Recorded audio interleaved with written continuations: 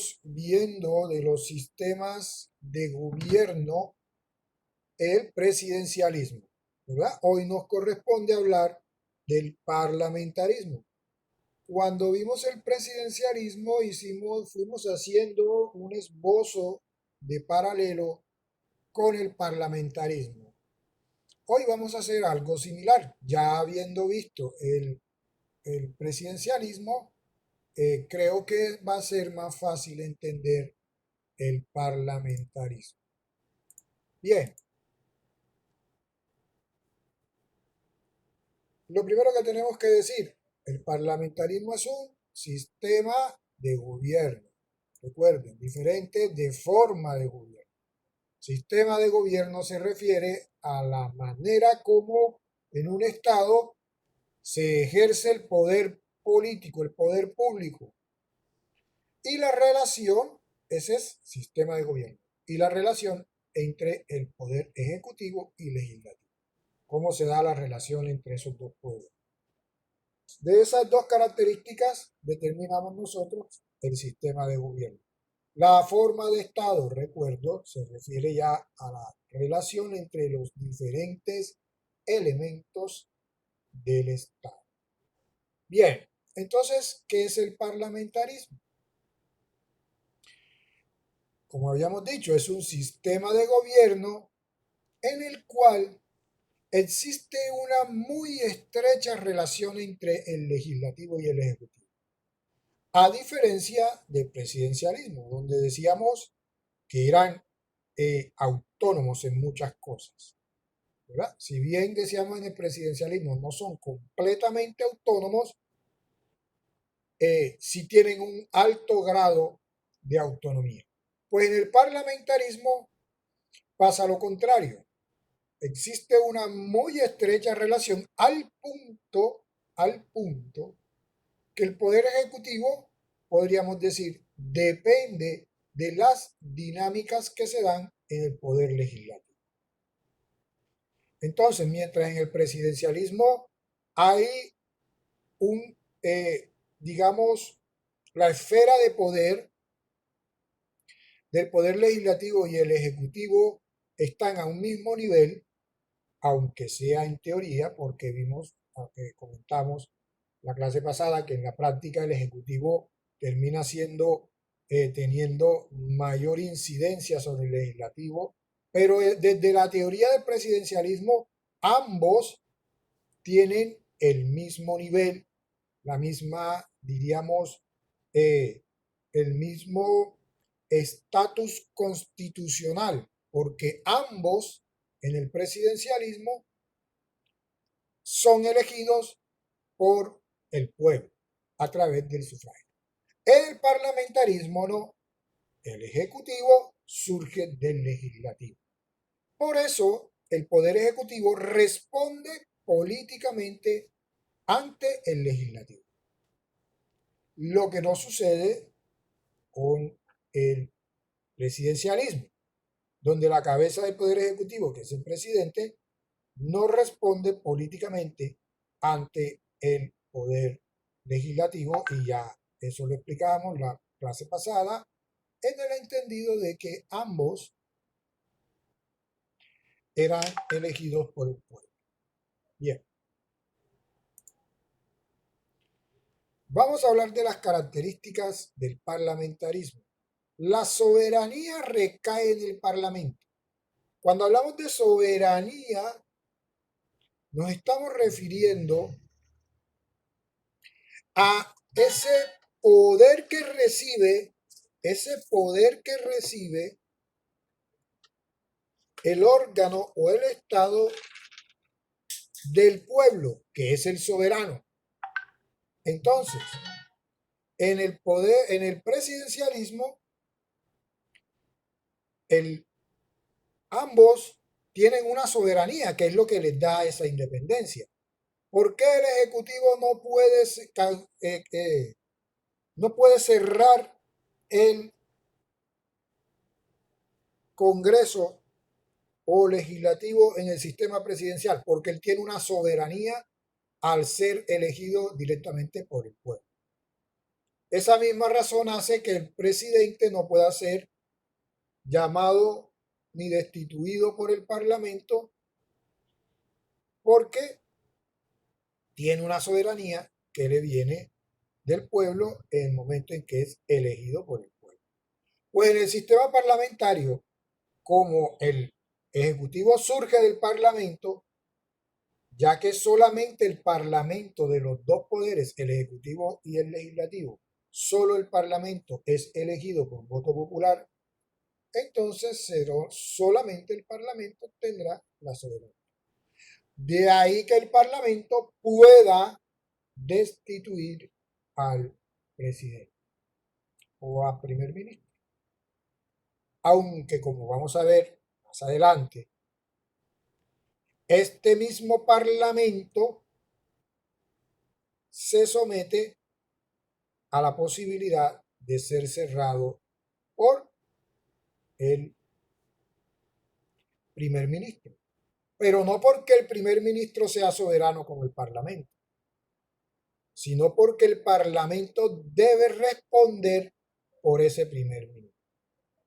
Entonces, el Parlamento, esto garantiza que el Parlamento elija cuidadosamente quién va a representar el poder ejecutivo. Bien, pero de esto profundizaremos ahorita. El parlamentarismo se conforma por un gobierno pluripersonal y colegiado elegido por el Parlamento, formado con el jefe de gobierno al frente. Gobierno pluripersonal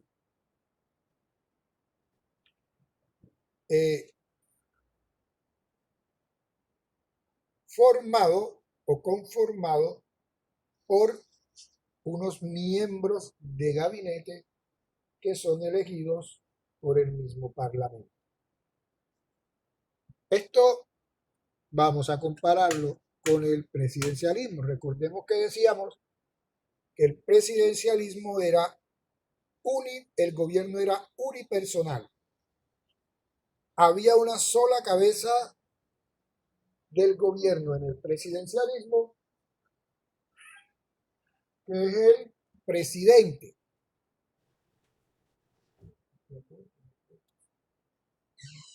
¿Qué es el presidente? Con sus ministros. Decíamos entonces que el presidente en el presidencialismo era monista, es un sistema de gobierno monista porque el presidente podía cambiar sus ministros cuando quisiera, de acuerdo a lo que él considerara una necesidad para su gobierno. En cambio, en el sistema parlamentarista se dice que el gobierno no es monista, sino pluripersonal, porque el primer ministro, que sería entonces, por eso se llama el primero, quien se fungiría como jefe de gobierno, no puede cambiar el equipo con el cual gobierna.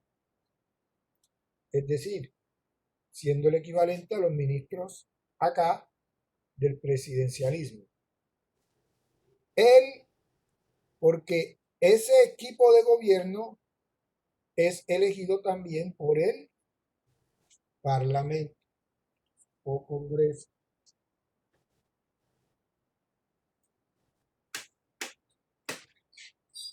Por eso decimos que el parlamentarismo es pluripersonal y el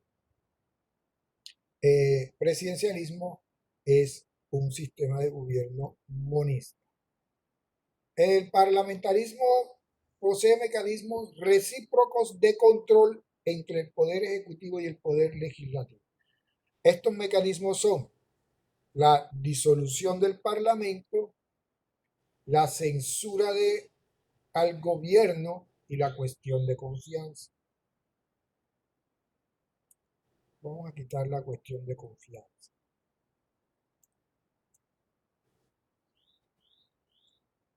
La disolución del Parlamento es la posibilidad que existe de que el primer ministro cancele el legislativo o el parlamento, lo cierre. Y la censura de gobierno es lo contrario, es la posibilidad de que el legislativo o parlamento llame a que rinda políticamente cuentas el primer ministro y puede ser incluso destituido. Pero de esas dos figuras hablaremos ahorita. Aquí lo importante ahora es que a diferencia del presidencialismo, hay aquí una diferencia importante con el presidencialismo. Porque en el presidencialismo, de ninguna forma, ni el presidente puede cancelar el Congreso, cerrar el Congreso, ni el Congreso puede,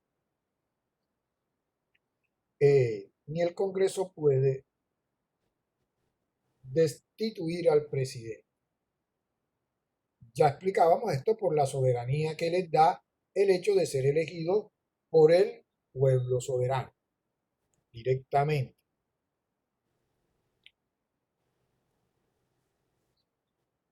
Ahorita ya hablaremos de ambas figuras en más detalle en el parlamentarismo. El ejecutivo dual, en el cual el parlamentarismo se caracteriza por un ejecutivo dual, ya lo decíamos, un primer ministro y un equipo de trabajo o gabinete compuesto por otros ministros, ambos elegidos por el Parlamento. Se caracteriza por un ejecutivo dual en el cual coexisten en primer término un jefe de Estado, quien cuenta con atribuciones puntuales y en general muy restringidas, y obra como árbitro o mediador de los problemas políticos.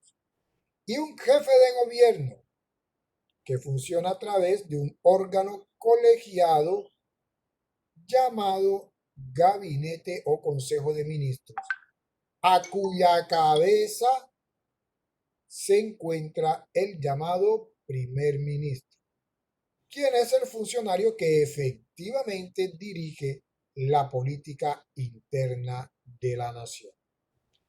Bien, entonces decíamos, hay un ejecutivo dual, ya sabemos, no gobierna solo como lo hace el presidente en el sistema presidencialista, gobierna solo en el sentido de que él toma las decisiones, solo. En el parlamentarismo también se refiere a esto cuando hablamos de ejecutivo dual. El jefe de Estado no es el mismo jefe de gobierno.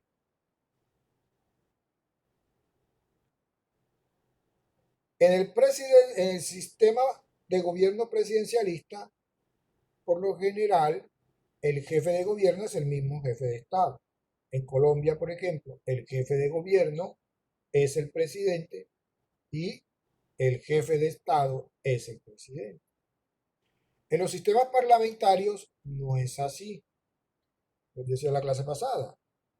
Por ejemplo, en España, el jefe de Estado es el rey y el presidente y el jefe de gobierno el primer ministro.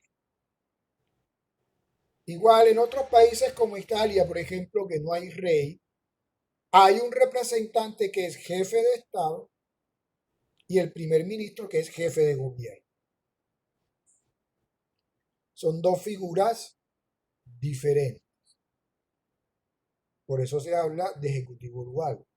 Ambos tienen funciones en el ejecutivo importantes, de altísimo nivel, que no van a estar en cabeza de una sola persona.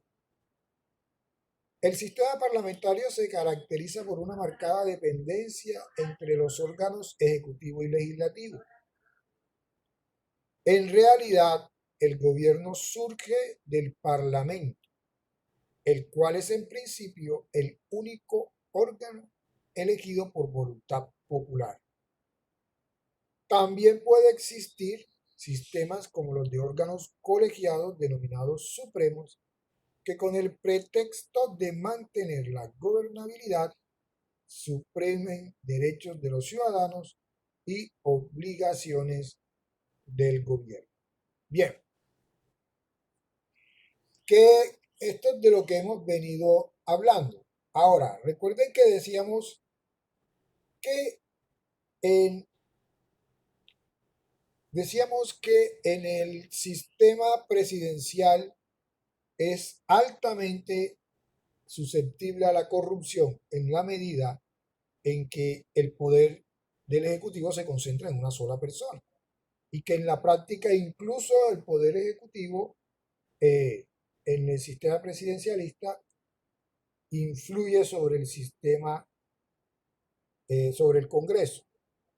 Pues en el parlamentarismo también puede darse una concentración de poder, y es lo que llamamos aquí, lo que estamos viendo, que son los sistemas o los órganos colegiados o supremos. Aquí esto se da cuando se conforma una junta de gobierno que concentra los poderes, los tres poderes.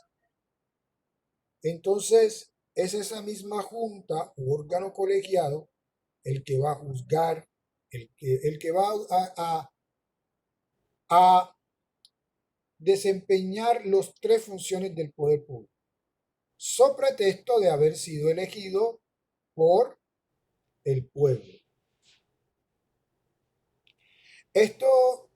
Cuando esto sucede, pues es también lo que se conoce o se le llama una dictadura por cuenta del Parlamento. Es decir, el pueblo elige un Congreso y el Congreso o un Parlamento, y este Parlamento, bajo pretexto de retomar la gobernabilidad, porque se está presentando alguna situación en el país, en el Estado, de difícil manejo, entonces asume los tres poderes, el legislativo, el ejecutivo y el judicial. Cuando esto pasa, por lo general, terminan suprimiéndose derechos de los ciudadanos y por eso también se le conoce como una dictadura del Parlamento. ¿Por qué lo metemos aquí? Porque podríamos decir, esta es una de las deformaciones de los riesgos que tiene el parlamentarismo, que viene de la excesiva dependencia que existe entre el Ejecutivo y el Legislativo. Ya sabemos nosotros que los extremos son perjudiciales. Entonces, ni es sano una extrema autonomía como pasa en el sistema presidencialista, porque decíamos, esta extrema autonomía lo que hace es que el sistema sea demasiado estático. Y entonces esto permite que esta excesiva soberanía o autonomía que tienen va a hacer que si el presidente es malo, es corrupto, no le conviene a la nación, sea muy difícil cambiarlo y hay que esperar hasta que termine su periodo. Lo mismo pasa con un parlamento. El otro extremo de esa situación puede darse en el parlamentarismo, donde de manera extrema, que es esto que hablamos aquí como órganos colegiados supremos, se da una conjunción, una unión entre el legislativo y el ejecutivo que terminan siendo uno solo. Y entonces ya unidos legislativo y ejecutivo se concentra el poder y ya comienza entonces, ya estaríamos en presencia de una de un autoritarismo o una dictadura.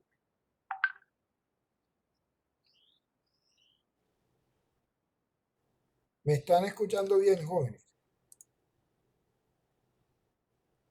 Señor, sí, señor, perfecto. Okay. Bien. Otra característica del parlamentarismo es, voy a leer textualmente, por lo menos teóricamente, el sustento de la labor gubernamental es que puede destituir ministros mediante la censura o la negación de la confianza. A la vez, el jefe de Estado o el presidente del gobierno pueden ordenar la disolución del Parlamento en casos de graves controversias con las cuales puedan estar en riesgo la gobernabilidad de la nación o la legitimidad de la dirigencia de su clase política.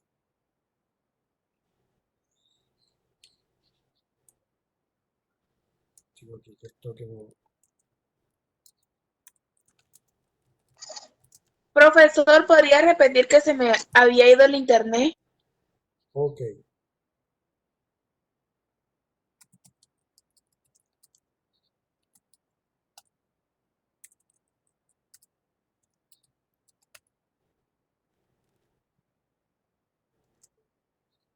Bien, esto es una explicación de lo que está acá. Si usted lo voy a poner acá.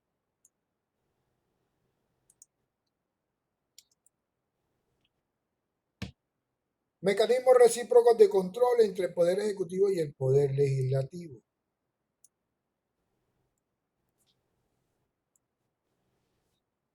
¿Qué es esto de que dice resulta ser el sustento de la labor, este control mutuo entre el legislativo y el gobierno, o legislativo y ejecutivo, o parlamento y gobierno? Recuerden que el parlamento es donde se hace la ley y el gobierno es quien la desarrolla y la hace cumplir en la teoría de la separación de poderes. Se dice que este control mutuo, es decir, la posibilidad de que el gobierno cierre el Congreso o el Parlamento y que el Parlamento destituya al gobierno o al primer ministro, es el sustento de la gobernabilidad en la medida en que garantiza que ambos tengan, si van a existir, tienen que existir de acuerdo. Es decir, ambos tienen que estar sincronizados. Esto garantiza que no se presente lo que muchas veces sucede en Colombia, y es que la oposición o el Congreso utiliza la facultad que tiene de hacer las leyes para doblegar al Ejecutivo. ¿En qué sentido? Pues el presidente, para gobernar, estoy hablando del sistema presidencialista, el presidente, para gobernar, necesita que se le expidan unas leyes para desarrollar su plan de gobierno. El legislativo, entonces, dada la autonomía esta que veníamos hablando, comienza a hacerle oposición porque el presidente no responde a sus exigencias burocráticas. Es lo que usualmente sucede. El presidente no le quiere dar más presupuesto al Congreso, el presidente no quiere darle a los congresistas los puestos para que se nombren las personas de su partido, y entonces sencillamente el Congreso acude a bloquear la acción de gobierno. Y esto lo vamos a sufrir nosotros como pueblo, porque lo que se bloquea es el gobierno. Esto en el sistema parlamentario se soluciona o se bloquea en la medida en que, si el Parlamento llegase a esa situación de pretender bloquear las acciones de gobierno del primer ministro, este primer ministro podría cerrar el gobierno, el consejo, el parlamento. Si el parlamento bloquea, no expide las leyes que se requieren para desarrollar el plan de gobierno del primer ministro, estoy hablando del parlamentarismo, entonces este primer ministro tendría la opción de cerrar el parlamento. Entonces esto hace que trabajen de manera coordinada. Ahora uno diría, pero entonces el primer ministro, si tiene ese poder de cerrar el Parlamento hará todo lo que diga el primer ministro. Pues no, y ahí es donde viene entonces el control mutuo, porque el Parlamento también puede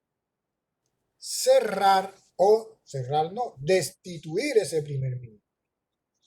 Si el Parlamento ve que las políticas que pretende implementar el primer ministro no son las adecuadas o las está implementando de manera distinta a cómo se planearon, o que está él implementando acciones que no van de acuerdo políticamente con las estrategias, con las políticas públicas, entonces puede destituir. Entonces ahí fíjense cómo el hecho de que uno pueda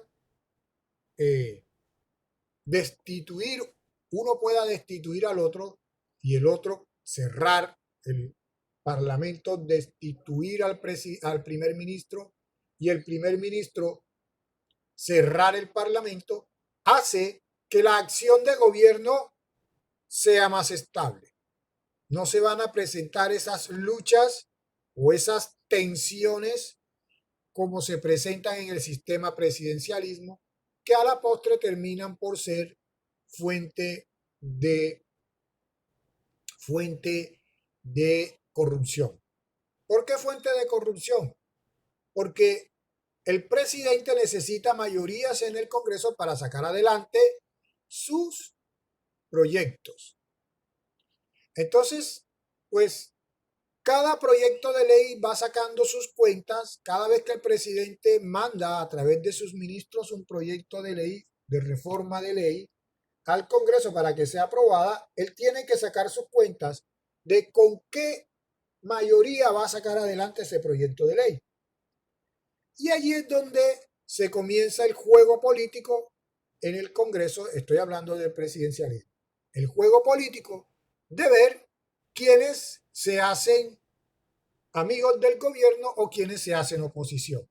¿Y quiénes serán amigos del gobierno? Pues los que el gobierno les da los puestos, los que el gobierno les da presupuesto para que hagan obras en sus regiones. ¿Y esto por qué le interesa al congresista, al parlamentario? Pues le interesa porque él tiene que hacerse elegir nuevamente. Entonces, el congresista, que el presidente, recordemos que el Poder Ejecutivo es quien organiza, es el dueño de los puestos en el Estado, digámoslo así. El Poder Ejecutivo es quien gerencia el Estado. Por lo tanto, él es quien nombra, por ejemplo, el director del SENA a nivel nacional. Y el director del SENA nombra a los directores de todo el país. Resulta que yo soy congresista y entonces me dirijo, voy donde el presidente y le digo, bueno, tú tienes un proyecto de ley que necesitas que se apruebe. Si me das la dirección del SENA, yo voto a tu favor. Y entonces el presidente dirá, bueno, te doy la dirección del SENA por un año. Tú vas a nombrar a la gente y después, ok, y entra esa negociación. Eso en el sistema parlamentario no se ve. No se ve. No hay esa posibilidad. No hay nada que negociar porque sencillamente si viniera el presidente a tratar de negociar, el primer ministro, a tratar de negociar en esos términos, no tendría sentido porque las decisiones en el Parlamento se toman desde los partidos. No es como sucede en el sistema presidencial, que como cada congresista es elegido directamente por el pueblo, es factible ver que un congresista sea parte de las decisiones de su partido. Bien.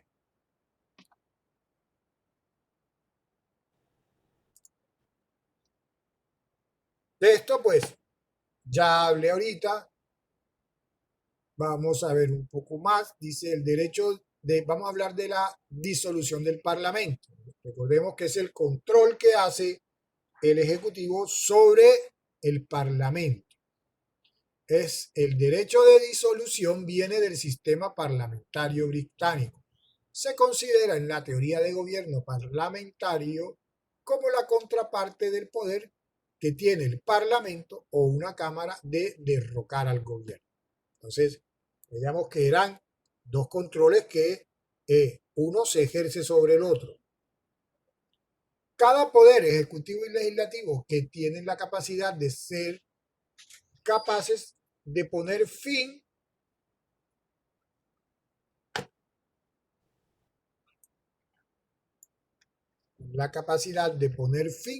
a la existencia del otro. Es lo que se conoce como el régimen o equilibrio del terror. Esto hace que se eliminen los obstáculos. Lo que les decía ahorita.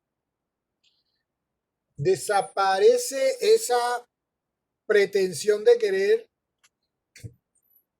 imponerse sobre el otro poder a través del bloqueo de las acciones. Ni el Ejecutivo se va a convertir en un obstáculo del Parlamento porque el Parlamento puede destituir al primer ministro, ni el primer ministro ni el Parlamento se va a constituir en un obstáculo del primer ministro porque puede ser cerrado por el primer ministro. Esto se ve rara vez. Profesor, Sí, lo que pasa es que he leído en el grupo algunos mensajes de una actividad y yo acabé de entrar. Estaba presentando problemas con el internet, William Echeverría también. No sé qué hay que hacer, profe. ¿Me puede explicar, por favor? no hay actividad. No hay actividad. Vamos a entrar. Disculpe, profe, que lo interrumpa. Mi compañero está hablando con relación a la charla que usted dijo que había que haber, Claro, que había que ver, perdón. Entonces, no se sabe si es un ensayo o es las 5 ideas o es que eso es lo que se pregunta. yo acabo de aclarar que son las 5 ideas. Pero ahora que terminemos, que vayamos a pasar al aula de las conferencias, tocamos ese tema. Bien, estos es muy raro que se dé, en la práctica es muy raro que se dé, que el primer ministro cancele el Parlamento o que el Parlamento destituya a un primer ministro. Porque siempre hay un equilibrio de armonía ahí, ¿verdad? Para que el Parlamento, cuando el Parlamento elige a un primer ministro, para que esto suceda, esta persona tiene que venir de un recorrido ya muy amplio en el partido mayoritario que lo elige. Es decir, esta no es una persona que llegó a un partido de repente y listo, llegué a ser candidato del partido y me voy a la presidencia. No, en el parlamentarismo se caracteriza porque hay carrera de partido, es decir, los partidos son muy fuertes. Para que usted llegue a ser candidato a primer ministro de un partido, para que una persona llegue a ser candidato al parlamento de un partido, ha tenido que comenzar desde abajo. Es una persona que ha demostrado realmente que se identifica.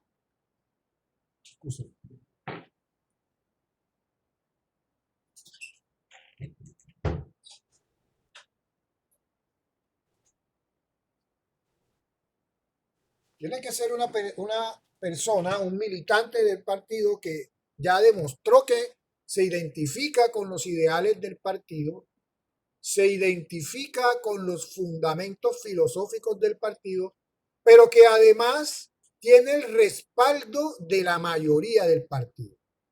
Entonces esto hace que cuando esta persona es elegida dentro del partido mayoritario en el Parlamento, porque ¿cómo funciona? ¿De dónde sale el primer ministro? Que va a ser el jefe de gobierno en el Ejecutivo. A él lo elige el partido que más votos sacó en la elección del Parlamento. Entonces, se supone también que allá en el sistema parlamentario no vamos a votar por el candidato tal o el candidato tal, se vota por el partido. Esto hace entonces, de ahí deriva que ese primer ministro, que es además el jefe del partido, tenga una identidad plena con su partido. Por todo lo que he dicho, una persona que tiene ya un recorrido, que ha demostrado que conoce los fundamentos, que vive los fundamentos del partido, que tiene una ideología clara frente a lo que debe ser el gobierno del partido. Es una persona que tiene el apoyo no del momento de una elección, sino un apoyo constante en su carrera política. Es una persona que ha hecho carrera política y por lo tanto que esta persona, por el solo hecho de llegar al Ejecutivo, venga a cerrar el Parlamento, es muy improbable. Pero además, recordemos que este primer ministro, a diferencia del presidencialismo, no gobierna solo. Él tiene un cuerpo, con el cual cogobierna, que es el Consejo de Ministros.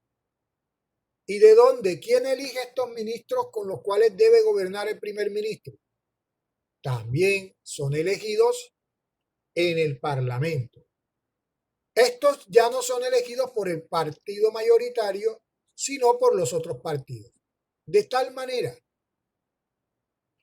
que las decisiones que toma el primer ministro no van a depender solamente del partido mayoritario, sino que también deben ser tomadas en cogobierno con los otros ministros del cuerpo de ministros que tienen representación o que representan a los partidos minoritarios en el Congreso. Entonces fíjense que ahí hay un equilibrio que difícilmente se rompe para terminar en la disolución del Parlamento o la destitución del presidente. Aunque esto no quiera decir de que sí hayan tensiones, de que sí hayan, de que no haya pasado, de que no haya, sí, pero es muy, muy raro.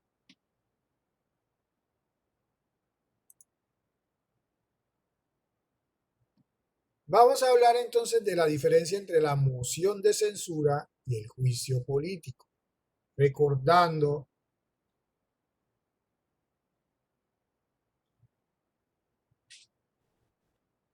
bueno, aquí tenemos ya la invitación, pero bueno, vamos a terminar esto.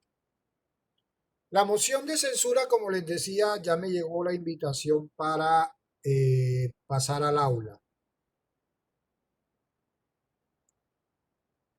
La moción de censura, entonces, es la posibilidad, ahorita hablamos de la posibilidad cuando hablamos de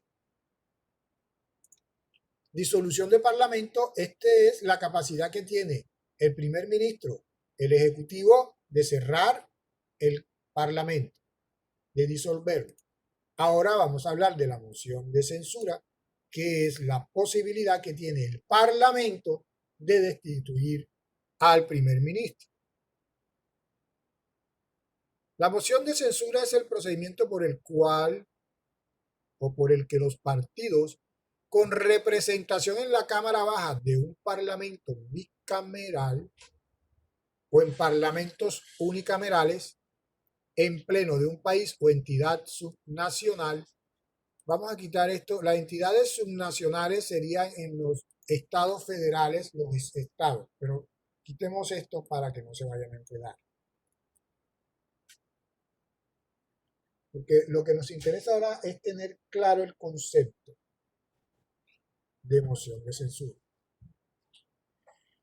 Entonces, la moción de censura consiste en ese procedimiento mediante el cual los partidos del Parlamento que conforman el Parlamento, no importa si es de una Cámara Baja, una Cámara, esto de la Cámara Baja o que sea bicameral, se refiere, por ejemplo, en Colombia el Congreso tiene dos cámaras, la Cámara Baja, que podríamos decir la Cámara de Representantes, y la de los senadores, que son los parlamentarios de más experiencia. Esto se toma del sistema parlamentario, donde venía la Cámara de los Lores, digamos que eran los de más jerarquía, los incluso eran las personas más respetadas a nivel social, tenían esos títulos distintivos en la sociedad, y estaba la Cámara Baja, que eran los representantes, podríamos decir, del pueblo.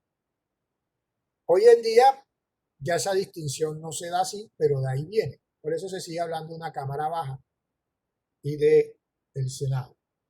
En el parlamentarismo se dan las dos cosas.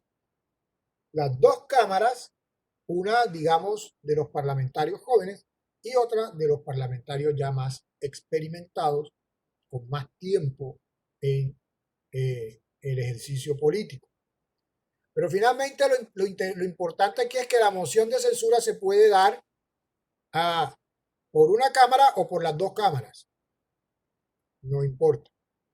Lo importante es que es un procedimiento mediante el cual los partidos que conforman el Parlamento pueden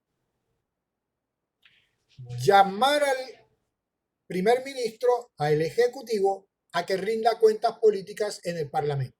Eso nada más pasa en el poder, en el sistema presidencial. Solamente pasa en el sistema parlamentario, nunca en el sistema presidencial. ¿Qué es lo que se da entonces en el sistema? Aquí, bueno, voy a aclarar, aquí dice que no es exclusivo de los sistemas parlamentarios. Hay sistemas presidenciales en los que existe el procedimiento, pero exclusivamente para destituir a ministros del gabinete ejecutivo, pero nunca para destituir al presidente de la República.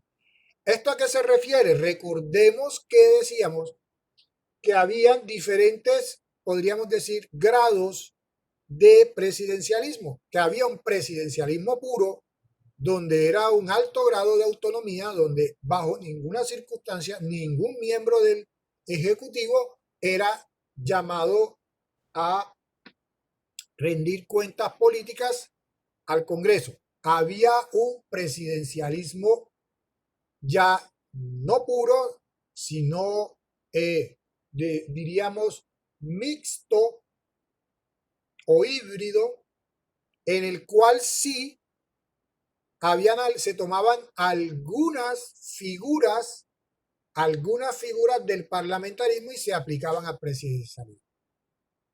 Entonces, aquí hacemos a la moción de censura, la podemos encontrar en sistemas presidenciales como en Colombia, que hemos tomado la figura esta de llamar a los ministros del presidente para que rindan cuenta en el Congreso. A eso se refiere.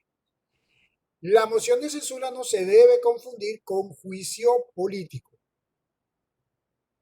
¿Qué es el juicio político? Es cuando se llama, hablábamos la vez pasada, que el hecho de que el Congreso en el sistema presidencial no pueda llamar a el presidente a rendir cuentas políticas al Parlamento, no al Congreso, no quiere decir que el presidente tenía patente para violar la ley y la Constitución.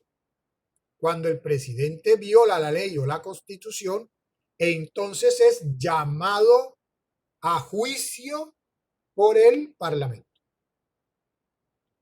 Que es lo que ustedes ven, por ejemplo, que hicieron con Uribe cuando ya salió. El presidente, una vez que sale, sigue manteniendo el estatus como expresidente. Entonces, la jurisdicción que a él lo debe juzgar no es cualquier jurisdicción. Al presidente lo juzga el Congreso. El Congreso. Pero no lo juzga desde el punto de vista político.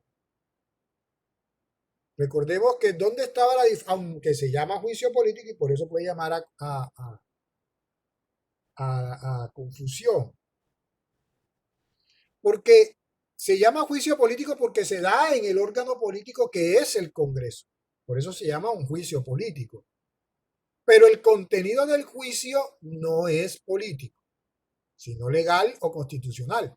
En cambio, en la moción de censura que hace el Parlamento sobre el presidente, si es un juicio meramente, si es una sanción meramente política. Se le va a llevar por eso se llama acá un procedimiento y no un juicio.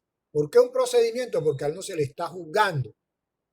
Acá lo que se está haciendo es un llamamiento para que rinda unas explicaciones políticas. Es decir, que un primer ministro puede ser destituido sin que haya violado una ley o la Constitución, pero sí haber generado por lo menos la pérdida de mayorías, de que sus acciones hayan generado la pérdida o el respaldo de la mayoría en el Parlamento. En ese caso, entonces, podría ser destituido. En cambio, acá en el juicio político, para que el Congreso, porque esto es, la moción es del parlamentarismo,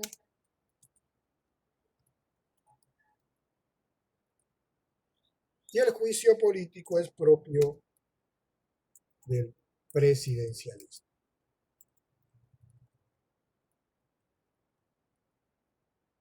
Importante, principal diferencia.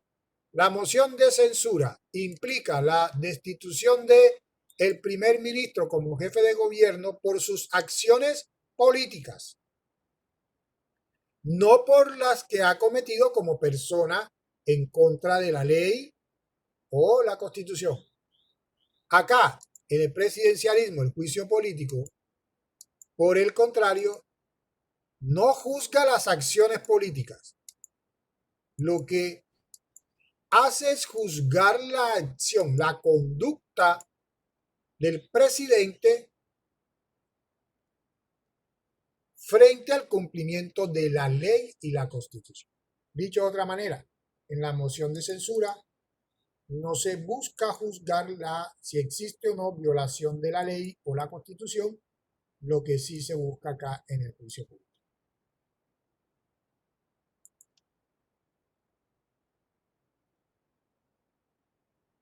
Vamos a dejar allí. Nos queda pendiente las ventajas del sistema parlamentario, la soberanía parlamentaria. Y lo dejamos para la próxima clase que hacemos. Explico estas dos diapositivas y vamos a explicar el examen final. Ya para dejarlo listo, creo que la próxima clase es la última clase que vamos a tener. Y aquí terminamos el programa. Jóvenes, por favor, ingresen a la plataforma del aula virtual. No se olviden de ingresar a la plataforma del aula virtual Ya les voy a cargar allí esta diapositiva. Bien, entonces ahora les voy a pasar un momento porque aquí están. Les voy a pasar al WhatsApp el link para que ingresen a el link para que ingresen a la conferencia. ¿Qué es lo que van a hacer? ¿En qué consiste? ¿En qué consiste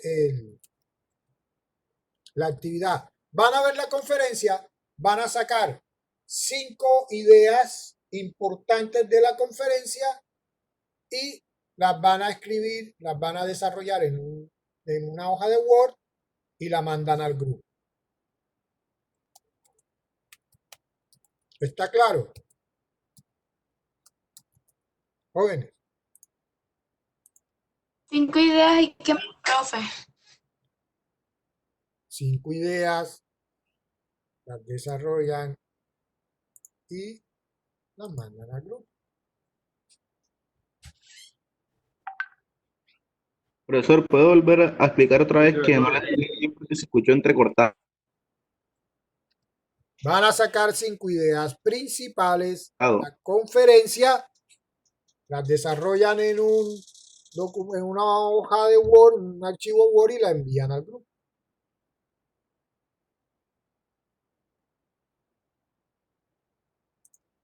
Ya estoy organizándoles. Esa para hoy.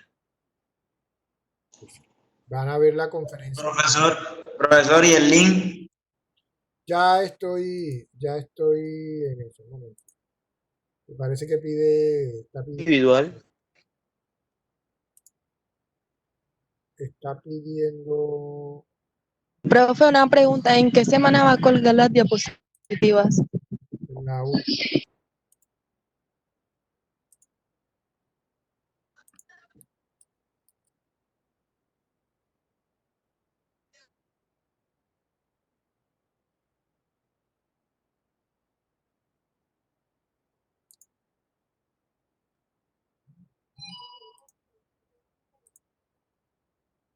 Ahí les llegó.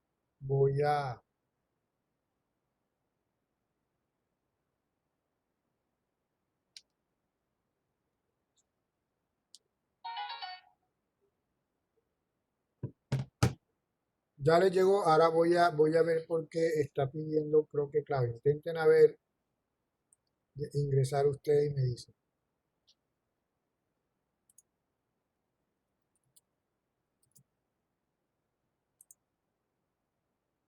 Profe, pide como unas claves y un nombre.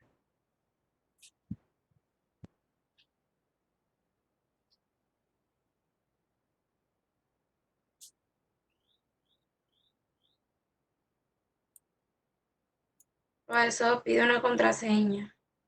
Sí, ya, vamos a ver.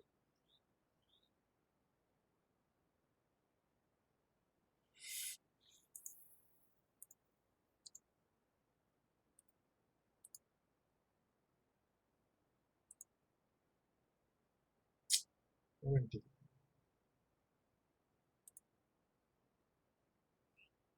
Número de reunión que les está pidiendo.